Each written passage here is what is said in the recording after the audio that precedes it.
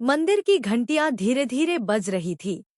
वातावरण में फूलों की खुशबू और मंत्रों की गूंज एक अलग ही माहौल बना रही थी। सबको लग रहा था कि आज का दिन किसी के जीवन का सबसे शुभ दिन होगा। लेकिन किसका?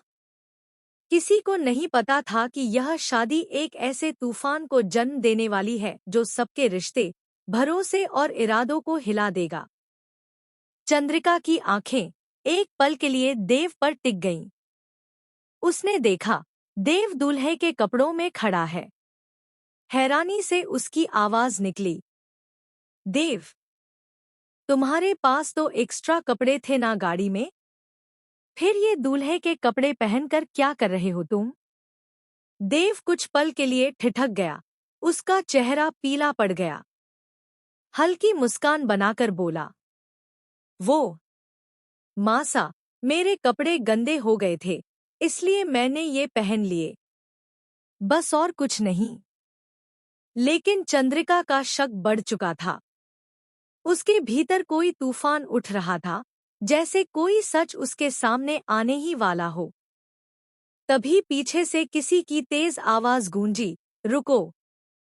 सबकी नजरें उधर मुड़ी और वहां खड़ी थी सारिका। उसकी आंखों में गुस्सा, चेहरे पर आग।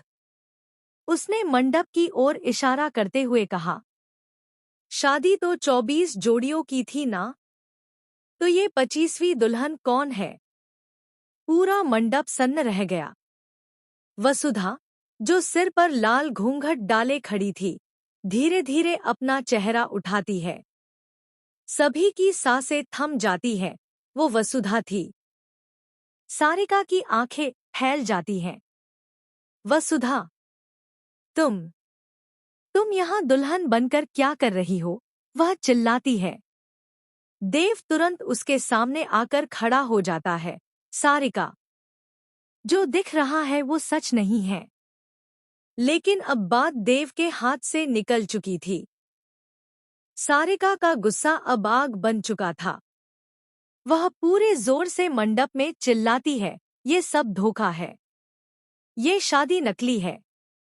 भीड़ में हलचल मच जाती है। चंद्रिका हैरान है, मासा की आंखों में सवाल है और वसुधा के चेहरे पर आंसू। देव वसुधा का हाथ पकड़कर कहता है, अब कुछ भी हो वसुधा, मैं तुम्हें छोड़कर नहीं जाऊंगा, चाहे पूरी दुनिया हमारे खिलाफ क्यों न हो। इससे पहले कि कोई कुछ समझ पाता, अविनाश बीच में आता है। बस करो सब लोग। अब देव और वसुधा की शादी होगी और यहीं, इसी मंडप में। सब चौंक जाते हैं। सारिका की आंखों से आंसू गिरने लगते हैं, लेकिन वह किसी भी हाल में हार मानने को तैयार नहीं थी। अगर इन दोनों की शादी हुई तो मैं सबके साथ